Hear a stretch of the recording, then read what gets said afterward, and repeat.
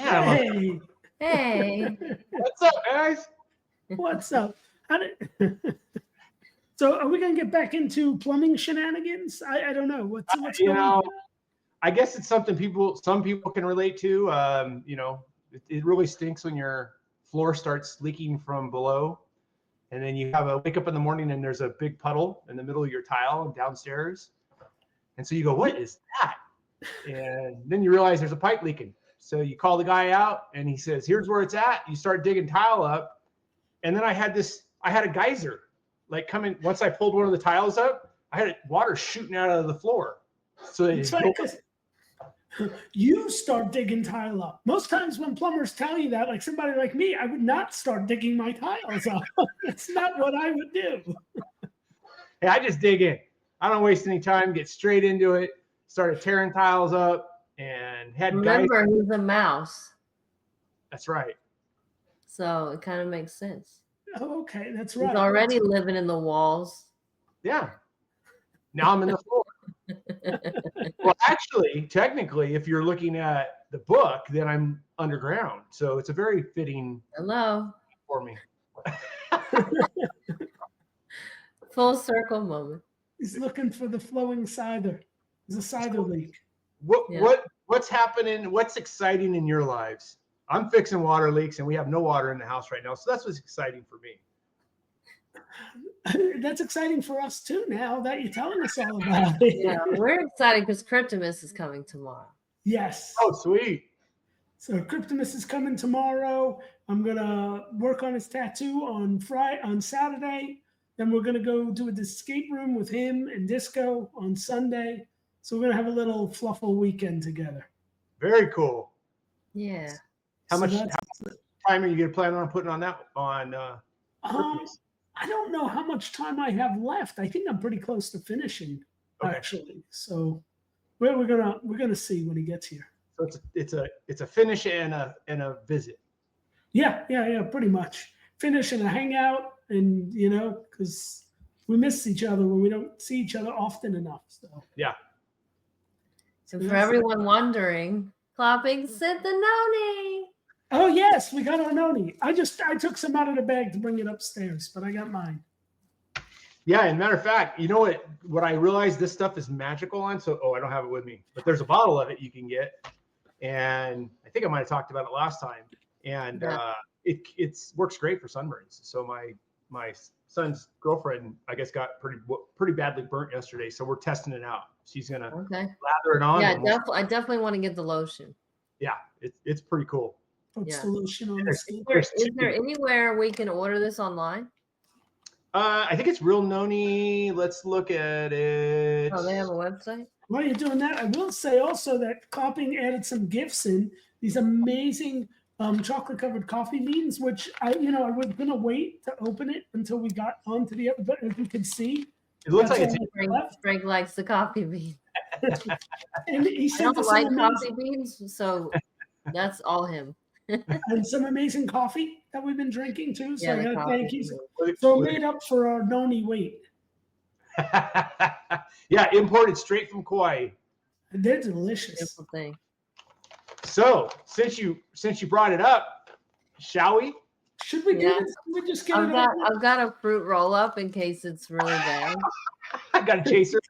That's why I brought the coffee beans with me, just in case. I mean, I'm used to earthy stuff. Like I like mushrooms and stuff, but I don't like seaweed stuff. So I don't know. So you're not eating this whole giant thing, right? It's about this size. Yeah. So if you take the fold, if you've cut the fold out, then you can cut 4 pieces out of the fold. Okay. Wait, I gotta eat this whole thing? No. Cut it. Get some scissors. 2 by 2. You make that into 4, babe. Okay. Well, it's kind of jacked up and janky. Yeah, my piece is not straight, so I'm gonna estimate. You can. He said up to 3 times this serving if you need to, but anything more than that's a waste. Your body's fine with it, but it won't do anything for you. Well, is that a good piece right there? Oh yeah, that's a great piece. All right. Yeah, you got a little bigger than me, which is so I'm gonna give you some pointers. okay.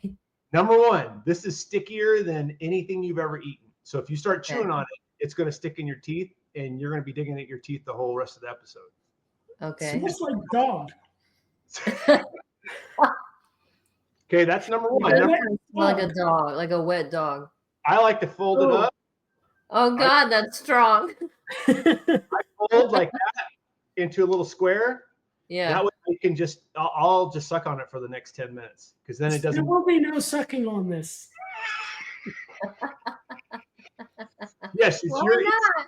it's certainly your prerogative. However you want. Oh God, my hands stink now. So hold on. What's your first? So when you smell it, what's the smell? I don't want to. No, I smelled it once. That's I enough. said it's wet dog. Wet dog. Okay. Very strong. I'm gonna go with a funky fruit roll up, All right. Yeah. like one of the healthy ones. All right, ready? My throat already. I'm gonna lick it first. There'll be no sucking, just a little licking. You can take it any way you'd like. Okay, I'm going for it. Here we go. Yeah, a pretty good taste. It's not bad. Mm-mm. It's like So what's your jerky. thoughts when you're tasting it? What's coming to mind? Like, what's the first thing? Licorice. Licorice, okay. I don't get like no. It's like a jerky. We got this really good vegan jerky. Mhm. It's super bomb. It tastes like this. I mean, it's better than Yeah. jerky. Yeah. But this is not as bad as I thought. I can handle this all day. No, I'm not loving it. I'll tell you that right No, now. I can see. Frank's not an earthy. He doesn't like earthy stuff. Oh no. Oh no. Priceless. I love it. It does get a little worse. It's getting worse. You have to swallow it.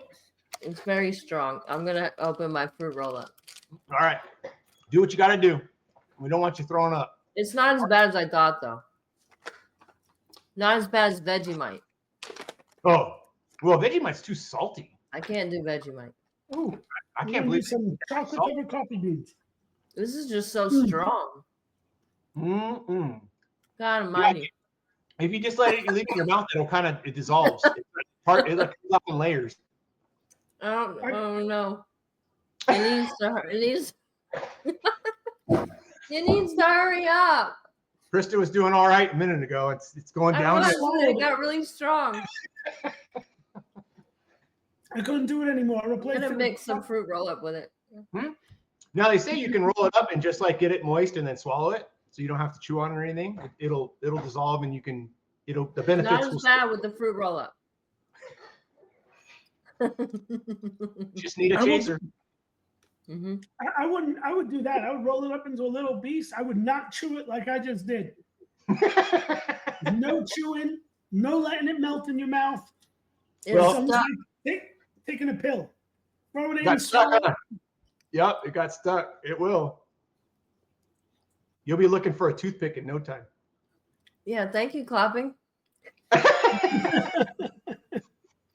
Hey, so if you ever go to Kauai, just look these guys up. They're up North Shore, and I think the website's realnoni.com. I don't get anything for it. I just think it's a good thing. I've used it on sprains. I've used it on sunburns with the lotion, and then this I just eat regularly, and it's it doesn't make you feel magical or anything, but I think it does like help with swelling, and especially if you have chronic stuff, I think it helps out if you have it.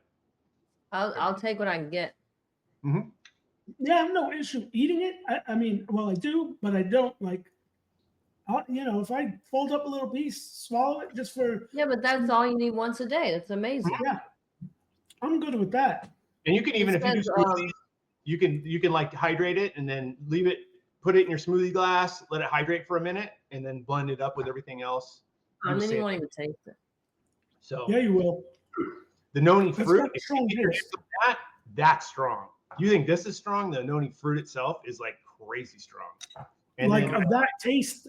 yep, but it's way more. It tastes like when you eat it at first, it's like this taste, and then as it sets in, it tastes like blue cheese.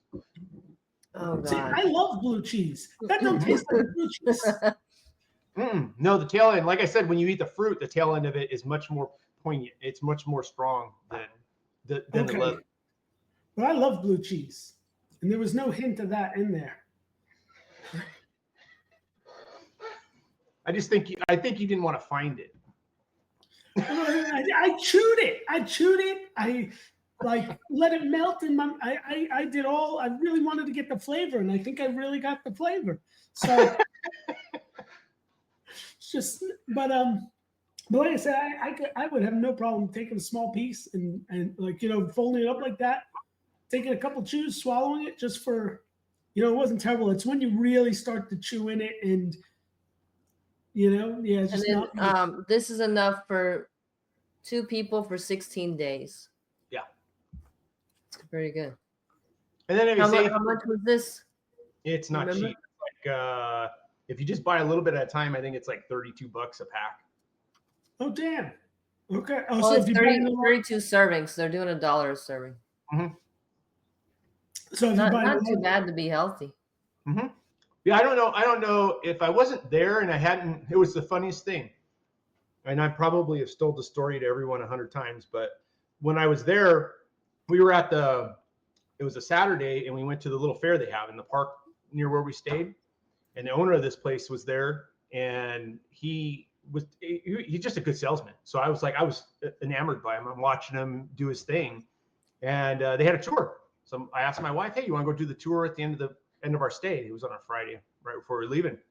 She's like, "Well, get some first, because I know how you are. If you don't get it, and then you go there, he's going to sell you on it, and you're going to buy a case of it. So make like it, right?" And so I bought some. Let's see, what do we buy? I just bought the Noni, and started taking it. He said, "Yeah, 3 a day when you're getting started." I said, "All right, cool. I'm going to try it because I want to make sure I like it." So I was doing 3 a day, and then on Monday, I think it was, I went down, slipped on the stairs, twisted my ankle, something fierce. I mean, it was bad. It was swollen. It was black and blue.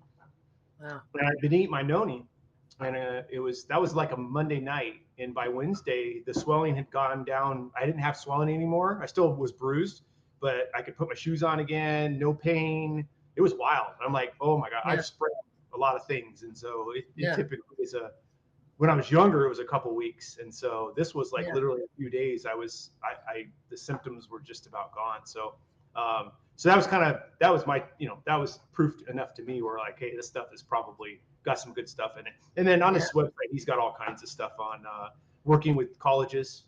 Sports teams take it, and they don't really need it. They use the lotions for recovery. Yeah. So it's good stuff. But I mean, again, I don't think I would have ever done it just because some guy was on a podcast or on a video telling me it was good stuff. But it's certainly, once I got to see it and got to experience it, I was like, oh yeah, this is good stuff. So I got like a 12-pack up in the cupboard. So I'm excited. Okay. So what else is happening out there? That was the fun Noni. Yeah, that was. I enjoyed it. Not the Noni, but I enjoyed the experience. How about that? Fire. Well, like I said, we got the trading card game on tabletop. Yes, that's exciting. And it's crushing it. Like it's the numbers are crazy. I checked yesterday. It was over 1,000 views already. 1,000 now? Yeah, and like 115 or 150 some subscribers. Mm-hmm. So you got to subscribe, give us a thumbs up on it, leave a comment so we can move up in the views and the rating. Yeah, I'll post an image in here, but I'm giving away Darksider for it, and it helps us if you give it the thumbs up, because then we get the ratings and then all that stuff. We were on the popular page like all week. Oh, cool. Yeah. And how do you get there? You go to Tabletop Simulator? Yeah, so you download Steam. It's through Steam. Mm-hmm.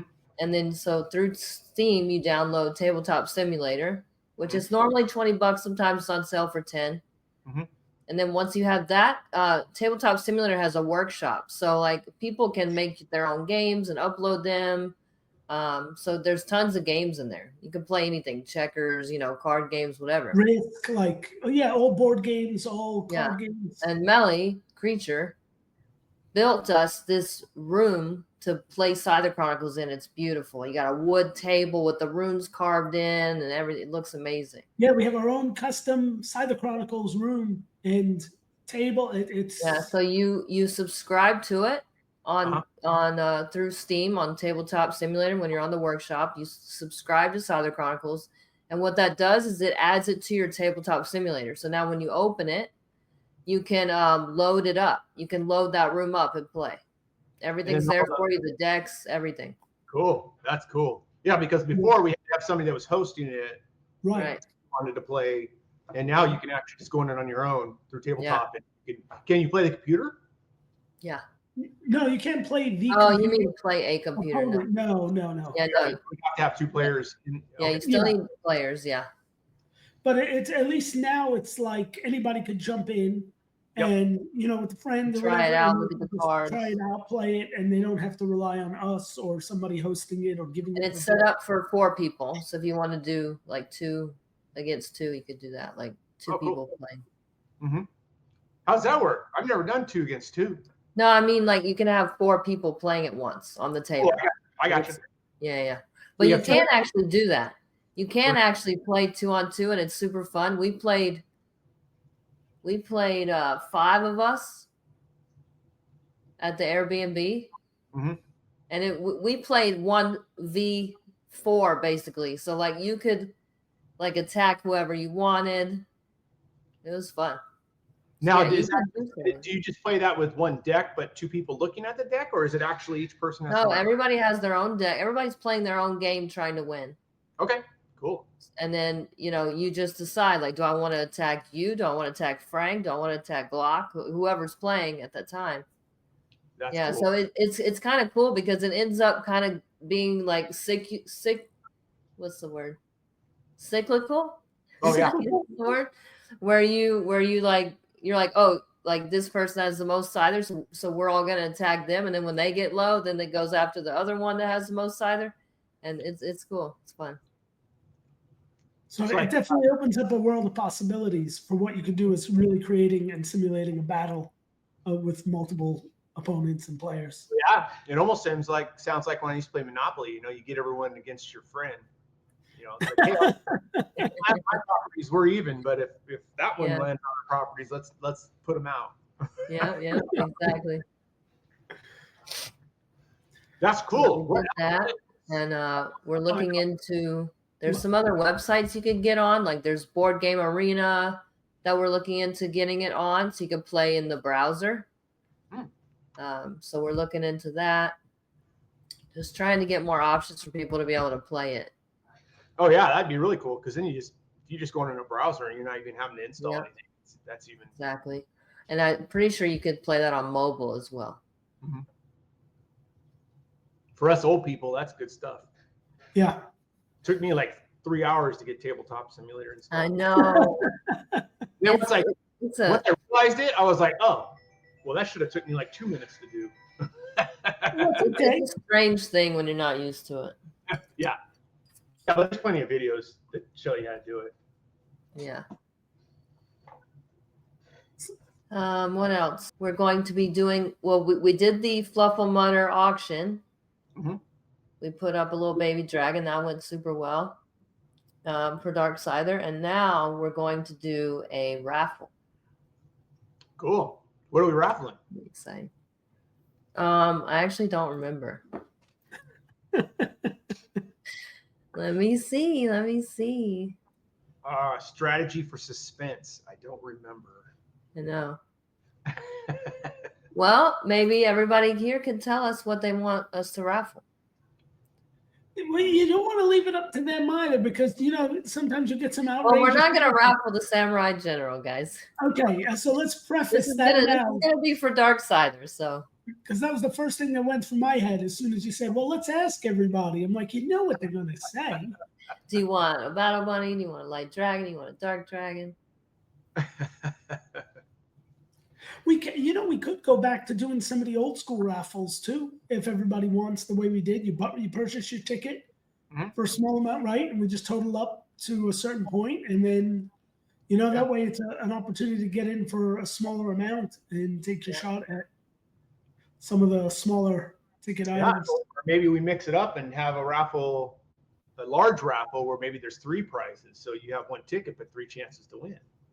Oh, yeah, we could do something like that too. I like that. then I can lose 3 times instead of just once. You're not supposed to advertise that part of it.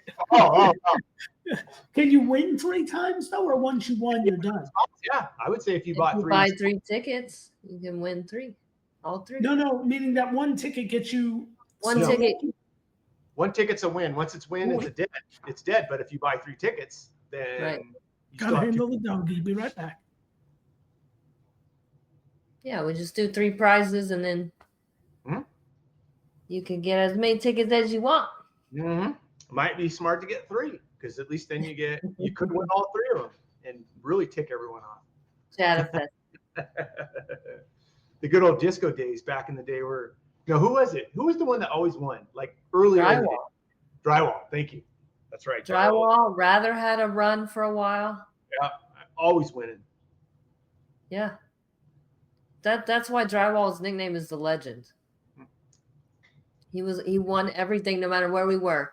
Twitter Spaces, other Discords, the wheel, no wheel, it didn't matter. I think it was rigged. I think he had a way. He was just feeling it. He was in the flow. I asked him the other day, when is he going to get back on that? But I think he's letting everybody else win. Yeah. I think they're always passing it on. They're like their luck. They pass the baton down to the next person. Somehow Jad got it. I don't know when they all decided to get it to Jad. Yeah, Jad's been winning a lot. Obviously, won the dragon. Yeah, I think he had some pretty good numbers, so I will give him odds on that one. That's, if he just had 1 dragon and 1, then I'd be like, whoa, no, that's a lot. I think he did have pretty good, yeah. Yeah, he's getting accustomed. Oh, cool. Yep, he was giving Frank grief over it the other night, and Frank's like, you never told me what you wanted. You never gave me any input. He's like, I didn't know. I'm like, I told you. Oh, he didn't know he had a custom coming? He does, but then I already, once he got it, I said, hey, like, send me some details, give me some ideas, because I know, I'm going to go in a direction, but if there's any little things that I could add to enhance it, to really make it, like, let me know, and he never said anything to me. And so then the other night, he's busting my chops again. And I said, well, you never sent me anything. He's like, what do you mean? I said, I told you. He's like, no, you. I said, yes, I did. Said, okay, I'll do that. But it's funny because he says that, but he still hasn't done that. And then we're gonna have this conversation again. So, but he's getting a Spartan because he wants to be in the new Spartan deck. Oh, okay. Well, I can't wait to see that. Yeah, I'm excited for that. I've been working a lot behind the scenes on a lot of like the artwork, like just we put little sneak peeks out or we showcase some stuff during like the drink and draw nights. But I've been really trying to keep like all the cards and all the artwork under wraps. Sure. So that way, when it all comes out and it's all but we haven't delved down the Sorcerer Spartan area yet. It's just like like we released all the beta decks, right? And there was some cards that really need to all have their own individual artwork. So I've been really just going down that list and trying to knock that stuff out. So that way, when you get this final release, it's like everything has its own unique artwork, but we still want that surprise, right? If you see everything, and I know people enjoy seeing like the drawing process or seeing everything that's happening, but I feel like it's just that much more exciting when for the first time it's like you're opening up the deck or opening up the packs and you get the card, and now it's like you see the artwork after being used to whatever you've seen for so long. I think that'll be a really nice surprise. So I want to try to keep things under wraps. I'm looking forward to it. And the funny thing is, I was listening today, not that it's going to give me any high hopes for just this whole space, but they were talking about digital art as we know it, right? And that they see an uptick. It's coming back a little bit for some reason, and they're trying to figure out what's driving it. So I was like, oh, and this was on one of the big, it's called KFI, is our big AM radio station around here. So just listening to the news when I went down the hill this morning to get my MRI, and they were talking about digital art, and they didn't understand it, the people that were talking about it, but they were saying that it's catching news now because it's starting to pick up a little bit. Huh. Okay. So well, I that's don't know. good to know. Yeah, I don't know what that means, but when they're talking about it like on everyday news, I would guess that means it's something. I think it's being sparked a little bit maybe by what was going through for crypto with what is it? Our government's passing some bills to start bringing or reining in crypto or something. So I think that's driving it. It's just bringing a new excitement. More regulations. Yeah. So yeah. Well, that's good. Yeah. That's good. We're all excited for that. I think we're all waiting for something on that side of things. Yeah. But you said something to me in text last night. We were talking about. You said you read something. Oh, give me 1 second. Hold on. I gotta grab my dog and put her back in her chair. I'll be right back. Let's see. Then he starts, and then hang on. Wait, I'll tell you tomorrow. Oh wait, that's not it. Let's see. We just got Amazon, so I'm happy that Han didn't notice, and he's still sleeping. Oh, he usually goes wild when they show up. Yeah, I'll grab it after. Let's see. I don't know if I said anything. I think he's making things up. All right. What was I saying? You said something about navel. You read something or you watched something. Or let me go. I'm going to check out. Oh, you're talking about Naval. Naval. Yeah. Well, it's spelled navel. Well, That's how I read it. I've heard him say his name, so I'm pretty sure it's Naval. Well, I'm sure you're correct. I'm just saying when you read it in text. Well, we'll talk about naval then. We can speak of Naval, but I just think you want to be fancy. It's like, do you say vase or vase? I mean, Naval is kind of, I've kind of started, I've started listening to him, and he's kind of a rarity to find him. He only does a few interviews, and he has his own podcast that he did. He did some Twitter, X feeds, whatever. So he posts some stuff just about like kind of how you live your life. And he talks about being well off. And let me see if I can say it right. He says, being rich gives you all the money that you need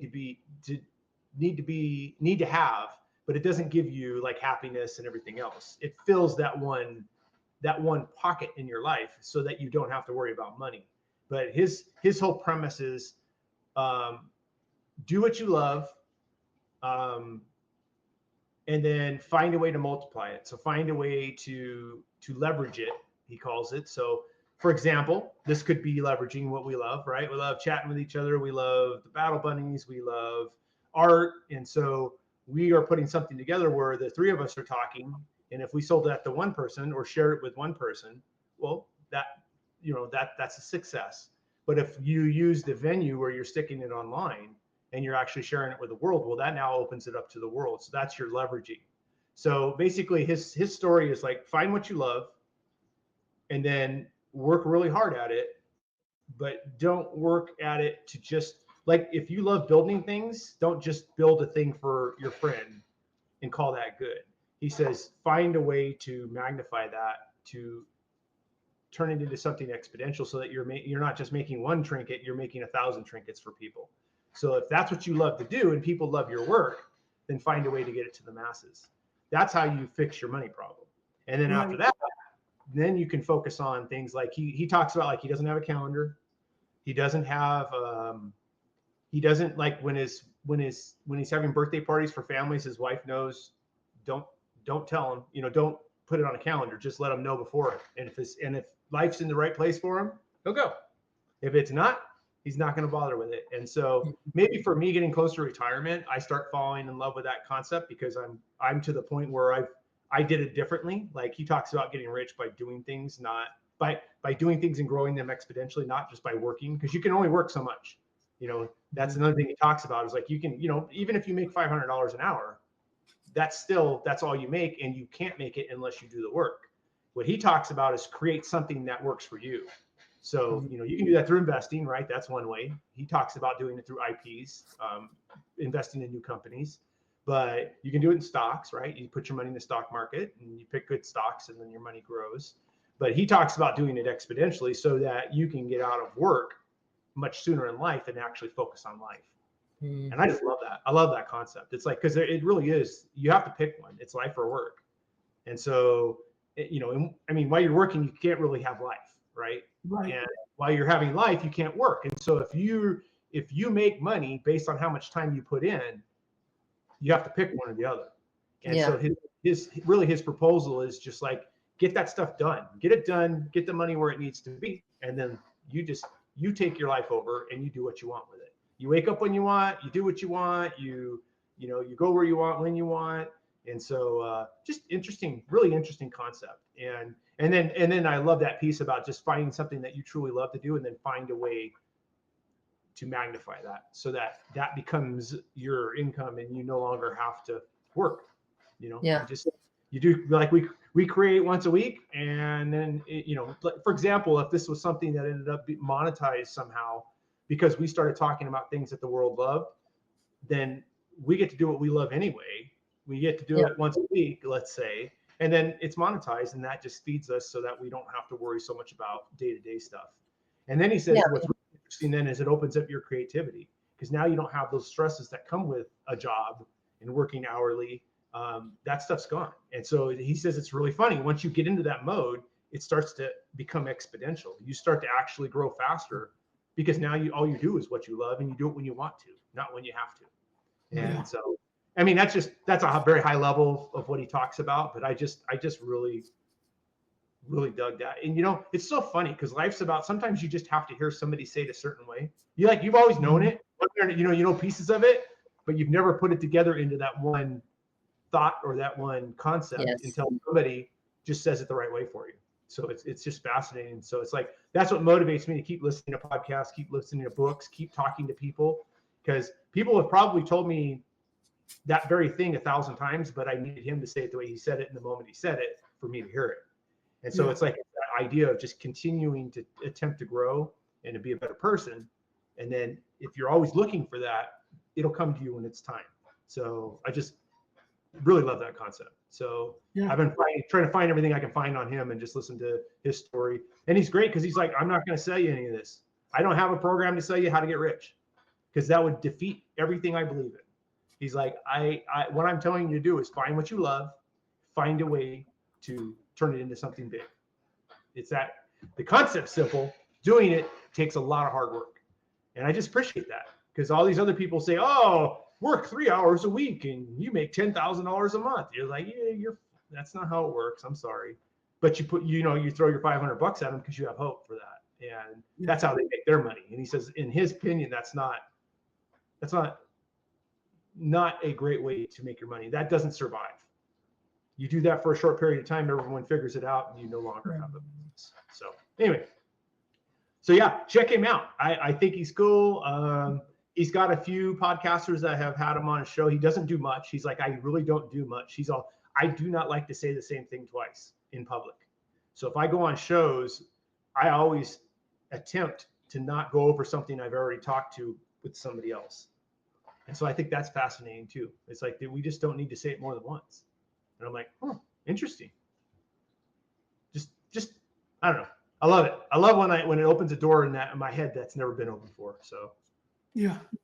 And it's funny too, just that whole concept, for years, it was like always chasing, right? You think you work hard, you do all this, you chase the dollar, and you keep building and doing all that stuff, but it doesn't necessarily bring joy into your life. It doesn't necessarily make you happy. It doesn't really, and I understand it solves certain problems in your life, right? Obviously, but sometimes the stresses that come with it, all this, the anxiety, all this other stuff truly outweighed the benefits of doing it. So granted, it helped you in one area, but it created so many more problems in other areas that it becomes hard to solve for when you don't even realize you're in it, and you're just so I just need to keep doing this because the more I do it, the more I make, the more it's going to make me happy.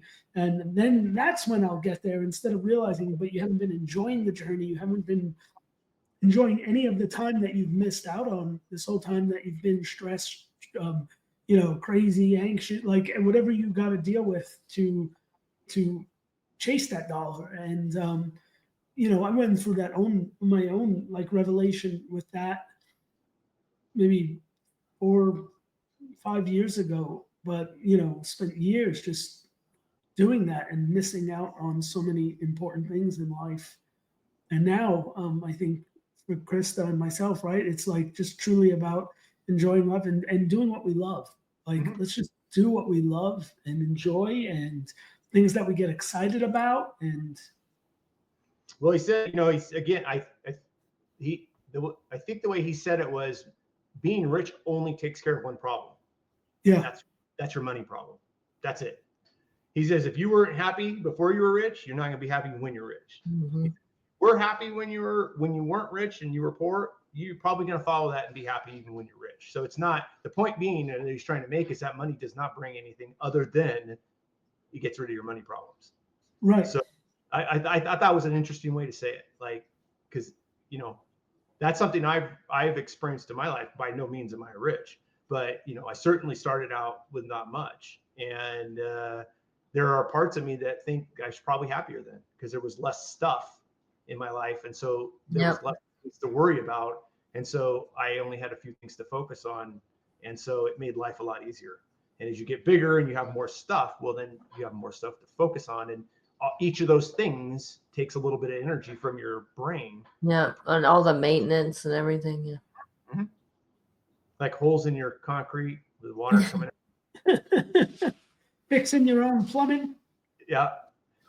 Well, and that's the thing I still have to get over, because I love it because a friend of mine told me this story.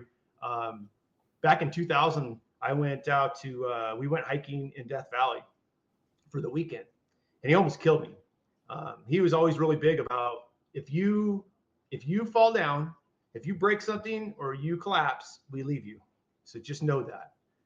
I was like, oh, all right. Well, I'm in my 20s. That's cool. I shouldn't have a problem. And sure enough, I just locked up. We were out in Death Valley in the middle of summer, and it was 100 plus, and I'm dehydrated, and I just start with my legs locking up. And so I just plop on the ground and go, I got to take a rest. And they just I was with his family, like his son, his dad, and him and his brother. And they just kept going. They didn't look back. And I'm like, oh my God.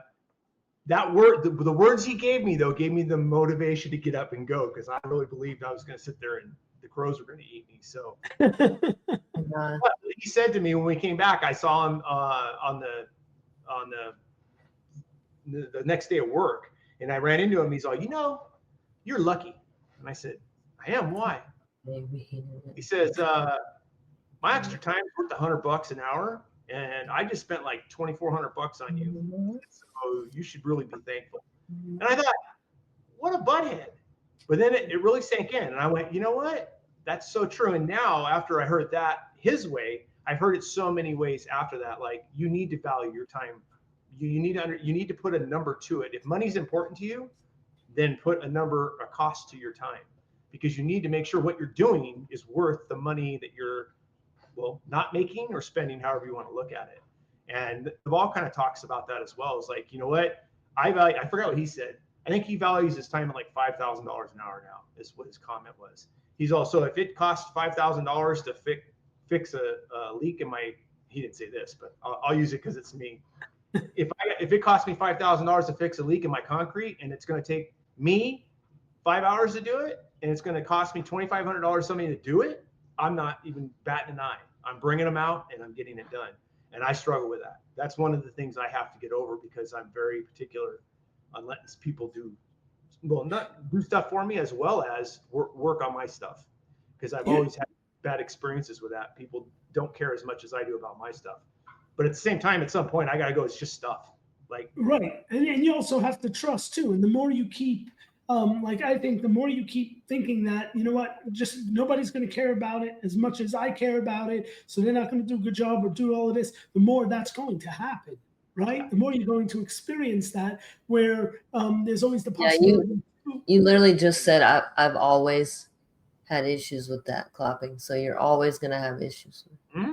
Right, because that's in your head. And instead of it's also the option to think that, hey, somebody is going to care about it as much as me, because they value great customer service. They hope that I would call them again, and all of that stuff, right? So I think a lot of times it's about the attitude you go into things with and the thought process you have behind it. But I understand where you're coming from too, in a sense. But I've never been like a guy who's been handy with that kind of stuff. Like I understand tech and like that kind of, but when it comes to building, plumbing, like construction, that's just so far beyond me. But also for years, I always looked at it's like the time, how much time can I put into my business of tattooing and doing this, like where I make my money versus just paying somebody. So for me to take the time to figure this out, to learn to somebody, to make the mistakes, to do all of that, it's a lot more costly for me to dive into that versus me just doing what I'm doing. Well, that's money. Exactly what Klopping was just saying, how you value your time. It's my experience as well. I'm the same way, but I was okay with that. That was easier for me. That's how I rationalized it. Sure. It was like, I'll just hire somebody. I'll work my hours, and then it's just easier for me to just get somebody to do the jobs I need done so I could focus where I want to put my time and efforts. No, you're right. I think most people want to do a good job. It's just the experiences I've had. Like I'll take a car in, and then I bring it home and I look, because I have to. I go over their work, and I'm like, what the heck? The airbox is not even bolted back down. It's like, this is a problem. This could have created a very large problem had I not. Most people would just drive off and never look, but I can't do that. So during inspection, I'm realizing, oh my God, they left the cover off on the battery cover on the hybrid. They left the airbox unbolted. It was just like, so I have those experiences, and then I turn those into like the worst case for everything. So it's like, oh yeah, that's the way it's always going to be that way. And it's not true, right? Do you ever wonder? Tell them about your salad scenario, Frank. Oh yeah, I will. But I was going to say, do you ever wonder if you have those experiences as often as you do or whatever, is because you consistently believe you're going to have it, right? So it's like Schrodinger's cat. Mm-hmm. It's like there wasn't a problem until you looked for one. And also, I'll tell you my salad. So I've always had this. I always hated raw tomatoes, right? I don't mind like tomato sauce, ketchup, like salsa, and salsa. I don't mind the raw tomato, but just like regular like tomatoes in my salad, like raw. Hate them. Don't want them there. And anytime we'd go out to eat or anywhere we went, I always loved over like 15 years. We've been together 18 years. This whole time, this has been happening. Every time I order my salad, and whether we ordered and had it delivered or we go out to a restaurant, and I say, please, I don't want no tomatoes in my salad. Yeah, he says it every time, and they don't care. Consistently get, and sometimes the worst of it is when they're diced up, the little chopped tomatoes, and then you got the little tomato snot all over your salad, and it was like it happened to me all the time, right? And it was like because and then we learned about manifesting your reality.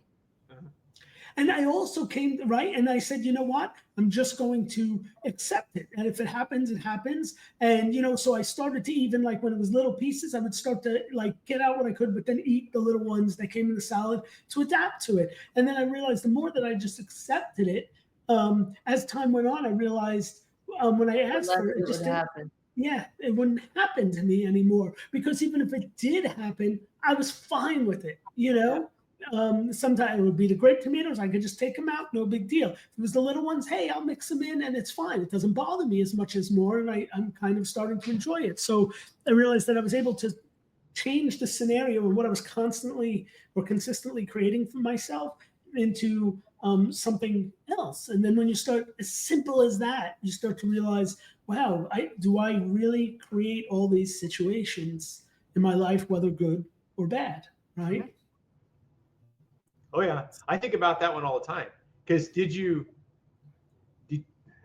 this is where it gets a little weird philosophically, I think. But did you already believe and know that was going to happen a year ago, and you're just now processing it? That's the manifestation part. Or is it because you constantly want it and that's why it's happening? That to me has been the quandary because. Let's see, who was it that talked about this? I think it was Zig Ziglar. No, I can't remember the book, but it was this research that was done on patients in the hospital and people that prayed for them, for their well-being. And they found it was resounding. I forgot what it is. And I'm going to have to write this down so I can bring it back so I can reference it, because I hate giving references and just makes it sound like I'm making it up. But the premise of it was, well, at this point I am until I give you guys some references. But the premise of it was they were looking at these patients and they cut the patients in half. Half of them were being prayed for healing and getting better. They split them. They didn't cut the actual patients in half. Right. Yeah. No, split the people in half, right? So meaning that there was 12 people, 6 were being prayed for, 6 were not. Thank you for that clarification, by the way, or that question for clarification. It's like, are you praying for the top half or the bottom half? Yeah.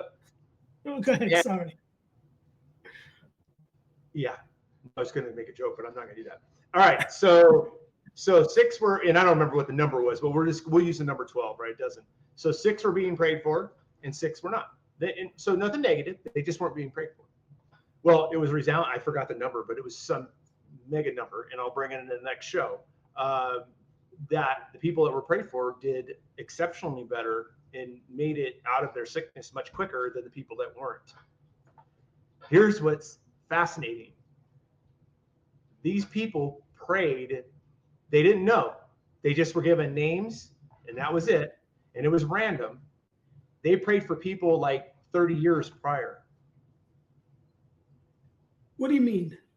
They were praying for people that had been in the hospital 30 years prior. They were not praying for people that were currently in the hospital. That just blew my mind. I'm like, whoa. I'm lost. What you mean? So they took this group. So there's 6 people in the hospital in 1980. Again, I'll bring you the facts, but yeah, that's fine. But that'll help. And 12 people in the hospital in 1980. They're all going. And they're praying now. Correct. In 2000 or 2010, they're praying for those people in 1980 to get better. Okay.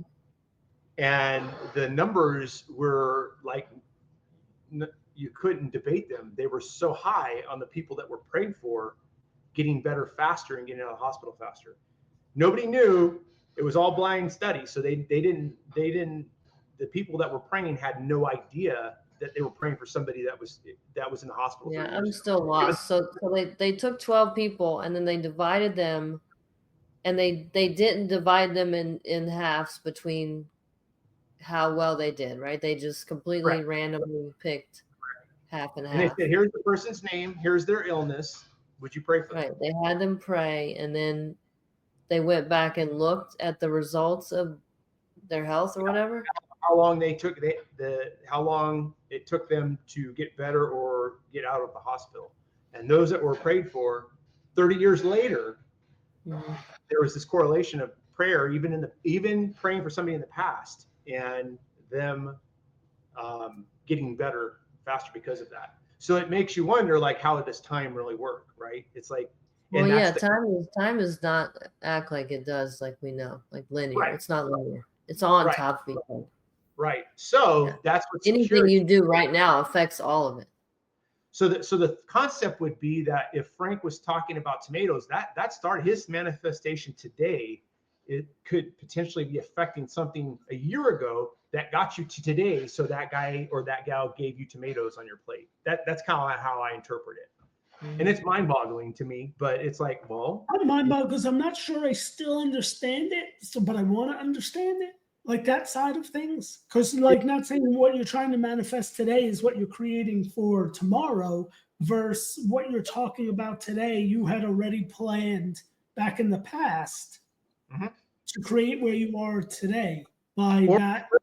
It's more like that. If you look at time as a circle, it's this, it's the idea that you're not just looking at when you're doing something. It's not just about the next minute or the next day or the next month. It's literally about doing something in time. So I picture it like you hear this voice in your head a year ago that says you need to do this. Well, that was how I interpret this is, and it's a question because I don't know that it's a fact.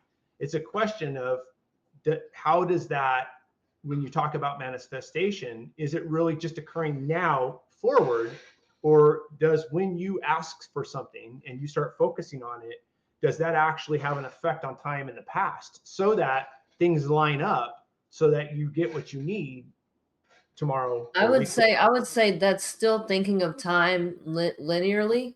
Mhm. And so I would say no. I would say all you have is the present moment right now. Mhm. Right? So anything you do now affects all of it. Affects the past, present, all of it, future, because it's all you ever have is now. But So I always look at it like that. I think that's what you're saying, right? This now. I know people watching No, but this he's right still now. saying No, well, this now actually is affecting your past as well, which then led you back to this moment of today, right? So in this moment, the choices you make now almost it's like it's affecting you in the past that has led you down these paths to make all these other decisions to put us here in this moment where we're having this conversation now. And I like that concept, because now manifestation isn't just about moving forward. It's really about setting you up, and I don't know. I mean, I'm just using time because it's all I know, but setting you up, even getting you straightened out for it in the past, and it's bringing you forward. And so I mean, the thing is like I think some people are going to listen and they go, you're nuts. But it's like, maybe I am. But at the same time, it's like, I'm just sick and tired of being locked into everything that we think we know. It's like, there are so many things we've discovered in the last few years that are contrary to everything we ever believed. You know, how long mankind's been around. The pyramids, right? I mean, there's all these supposed underground structures in the pyramids. Well, we can absolutely change the past. I mean, just Google Mandela effects and go down that rabbit. Mm-hmm.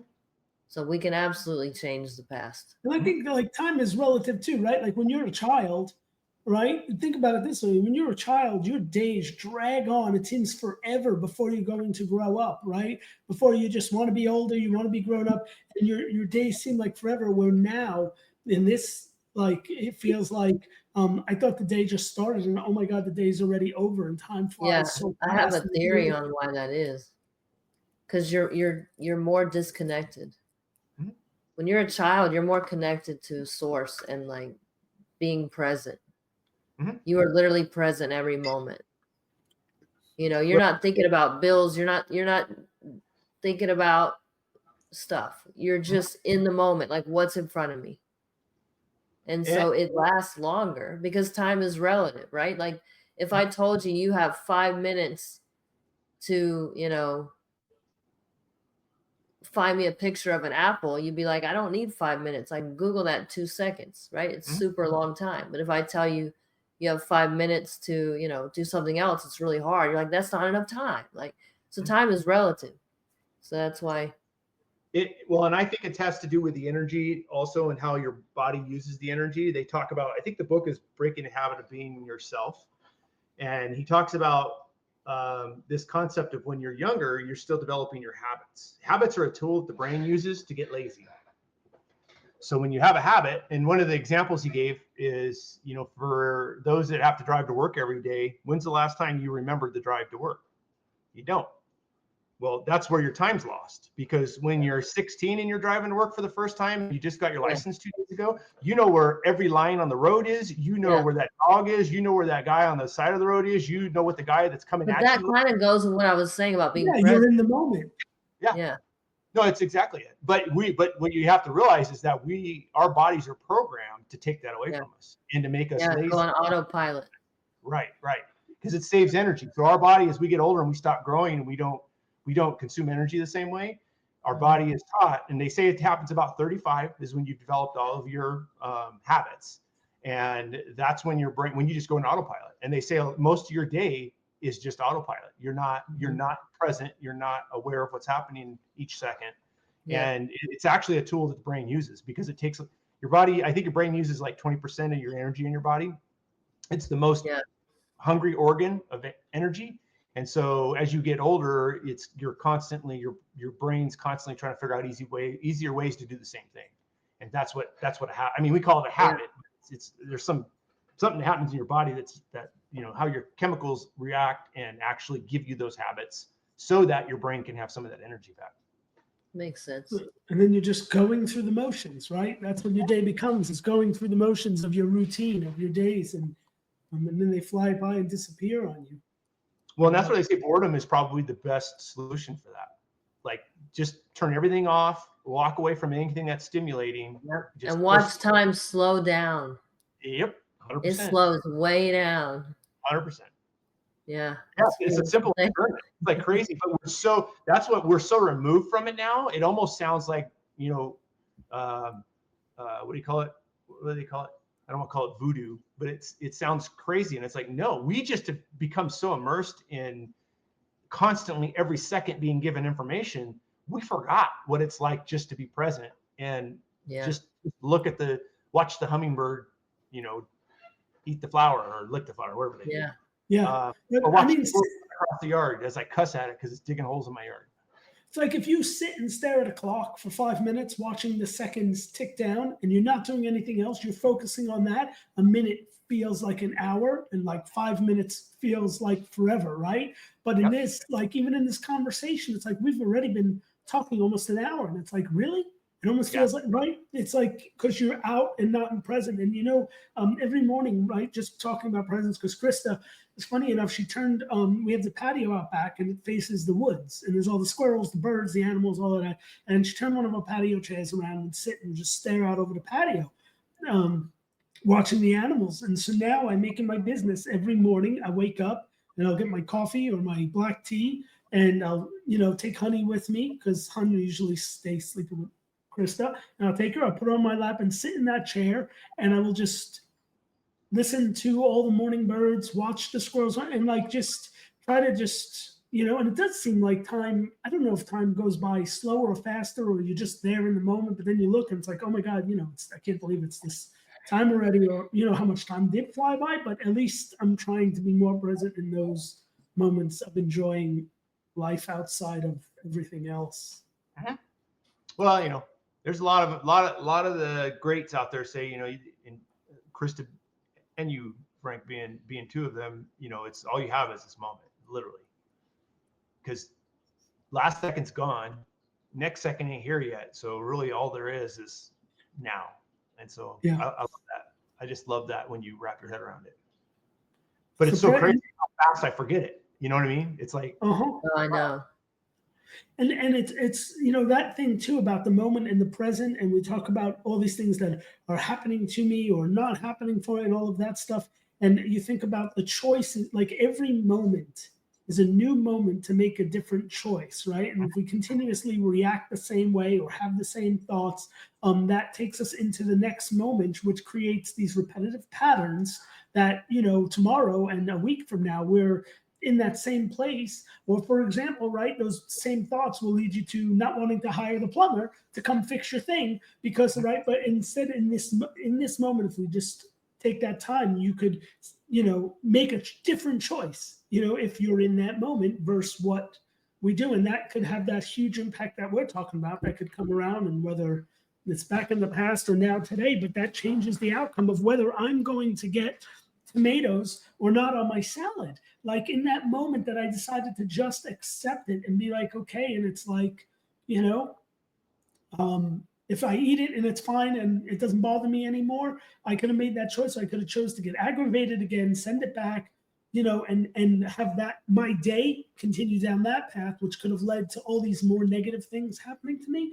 Or I could have chose to accept it and realize all of a sudden that was a turnaround from my next action to my next action that created these other moments where I started to feel joy or created more positive things for me in my life. So it's just wild when you think about it that way. And then what choices you make in your every moment, and realizing that you can make choices to change things. Mm-hmm. I want to talk about real quick because we're running at an hour now. But when you set things up, there's a term for it. Abraham Hicks talks about it, and I can't remember the term of it. But it's basically like you set up your next thing, and I hate that I can't think of it. So it's like, for instance, like before you get on the road, you just take a moment and you think about how you want your drive to go. Setting up your intentions. It's something else. It's like the segment, like your next segment or something like that. Anyway, so yeah, like for instance, like before you like get in the car and before you start driving, just imagine real quick how you want that drive to go. You know, it's smooth, green lights. You know, don't think about traffic. Just think about the clear. Think about what you want. Don't think about what you don't want. So don't say like no traffic, no red lights. Don't do that. Green lights, clear roadways, right? Think about your parking spot when you get to where you're going, like how it's going to be the perfect spot, easy peasy. And watch how much of a difference that makes. Just try it. Like it freaking works, dude. It works. Just that little moment, like taking a moment to set it up. Whether like maybe it's something you're nervous about, or like I really use it when it's something like that. Mhm. Like if it's like a meeting or something, Twitter space, whatever it is, I'm nervous about it. I will take a minute and I will like go in my mind, like, you know, and it really works. The other thing though too with that is like, you know, like sometimes the moment like all of a sudden you hit a red light and you're like, see, it doesn't work, doesn't, and then you Right, go down right, that yeah. path, and now everything after that is you know, it's going to be red lights, it's going to be traffic, it's Yeah, going to be but you can get back on the other side too. You can Yes. change the momentum back the other way. But you Well, realize now you're creating it to all happen that way. What? Arguably, you were already there believing the light was going to turn red. You didn't believe what you Right. asked was really going to happen, and so you weren't dedicated to it. Yeah. So yeah, right, because you already didn't believe that it was going to work, and then once again, you just Everything works so much better when you have faith. Hmm? You just have a little bit of faith, Everybody does it. or even just let go, Yeah. letting go and surrendering. You know, let go of the control, like let it happen. Just be open to it. That's when it happens.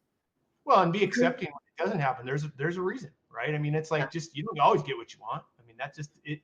Well, no, let me rephrase that. You always get what you want. You just don't understand how you got there. Because being at that red light could have saved you from who knows what would happen at the next red light, this light, or anywhere down that path. Or all the lights are green after it, right? Right. If you would have went through that light, the rest of them would have been red. You would have stopped at each one of them. So right. You just weren't. You didn't wait long enough for what you asked for. and it's all about how you feel when you make these decisions, right? And you know, I can't remember, but I got to look for it again, and we could even talk about that next time. But I know it was David Bayer who talked about it too. But you know, and there was others. There's a lot of people who talk about it too. But as your brain will create and give you exactly what you believe, like you will just keep seeing things to essentially support your belief system or your theory. Like if you believe, right, like if I believe that there will always be tomatoes in my salad, I will see everything always going wrong. I will always see that, and my brain will look for everything to support that. And it's almost like a that fight or flight, like that, you know, that safety thing, right? It's teaching you to look for those things, and instead we train our brain to look for all the positive things that could happen in our lives, and we'll start to see evidence that supports that theory. And it really does work. I got to look more into that, so I could explain it better. Part of it is that once you can be well. So here's something that's interesting. Another Naval thing. What he talked about is understand something about us as human beings. For the last, whatever you believe, but up until recently, we've always been, our brain is programmed for us to be optimistic. Our brain is programmed to, when we're walking through the desert, going from point A to water point B, we're worried about dying. And I'm talking about 1,000 years ago, right? We every step we took could have been our last step, because there was something hunting us or something looking for us. And so we had to be an optimist, because you have to be a cynic so you're prepared for the worst, right? And so our brains have always been programmed that way. So we are programmed to look at the negative and look at what could hurt us, what could get in our way, that's just how our brains, our little animal brain, is what does that to us. And we're more developed. And so our little animal brain, just because they say, like, when a deer is being chased, its heart rate, everything accelerates in its body, and it gets stressed out so that it has the energy to take off and run away. Mm-hmm. And as soon as it knows it's safe, it drops straight back down to normal levels. We don't do that. Once we get elevated, we stay up for a long time, and then we'll even spin ourselves up. We don't, because we have that extra intelligence, we then spin on it and make it worse. And so that's what we have to realize about that part of our brain is it's programmed that way, and it's been programmed that way since, forever. Yeah. And it's still programmed that way today. But what Naval says is what we have to realize is we live in a pretty safe space, especially if you live in America. Like you're pretty, and you know where your safe spaces are too. So it's like when you're in those spaces, stop it. Stop worrying about the negatives because there isn't any, right? I mean, you're not going to really run into something that's going to eat you or that's going to kill you or it's going to, that stuff happens. And the naysayers will say, oh yeah, well, look at that one event. Well, yeah, there's like 350 million people in the US and one person, right? I mean, that's a fluke. In general, when you're in a safe space, it's going to be safe. But for some reason, that little optimist brain always wants to kick in, even when we're trauma makes you worse about that. Like the more trauma you've gone through in your life, your tolerance for stuff gets so low, and your ability to get triggered into a fight or flight just goes way up. Like I know mine. It's better now, but like 20 years ago when I met Frank, it was so high I couldn't even go to an event without having a panic attack. Like if there was more than 10 people around me, I was having a panic attack. Sure. And that would definitely trigger outcomes that you didn't want looking back, but it happens. Yeah, like you just feel like you have no control. So it's easier said than done. But if you can do the work on the trauma and get yourself to feel more safe in your own body, then you can and like knowing this stuff helps too. Like knowing that it's just your brain and that it's not real danger and that you gotta kind of talk yourself out of it, Yep. Well, what's his name? And your breath. Just find your breath.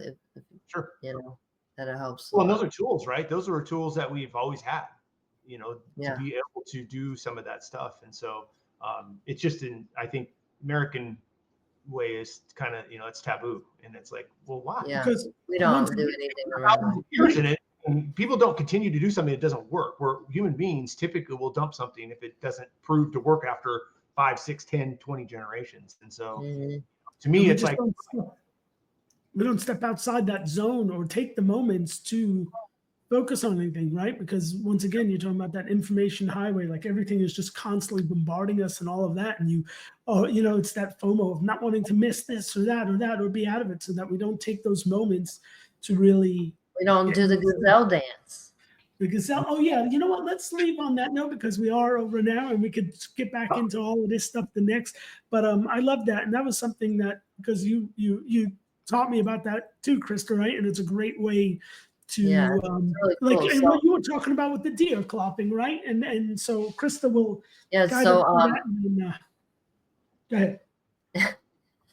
So whenever gazelles are running away from a lion, right? And like you said, their adrenaline, everything's crazy high, their stress, cortisol, all that.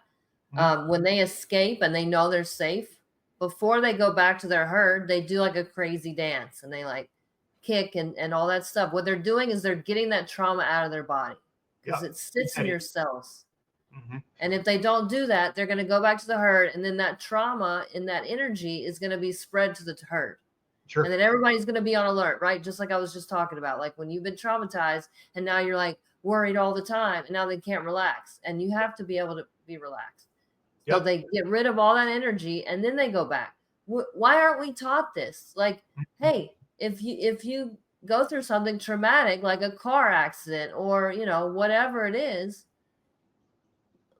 we should know this. Like, hey, you probably want to work out for the next week and get that shit out of your body. And then you would go back to your baseline. Yeah. PTSD is a real thing. Yeah. But it's in your cells and you can get them out. You can literally work it out. And I think that's why it's called workout. You're actually working out the like angst and stuff. I think maybe next episode, we need to get a video of one of those gazelle dances and have Frank do it.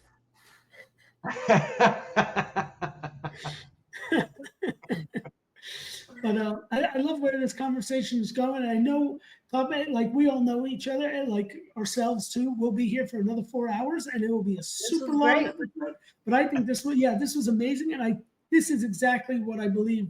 The reason was we started Fluffle Mutter to talk about these things, to dive into these things with each other, and to share these kind of things with everybody. And as much as I'd love to keep sharing this with everybody for the next 4 hours, I don't, we're gonna have to save it for the next episode. I think we talked about it like an hour standard anyway, so we're already violating our standard.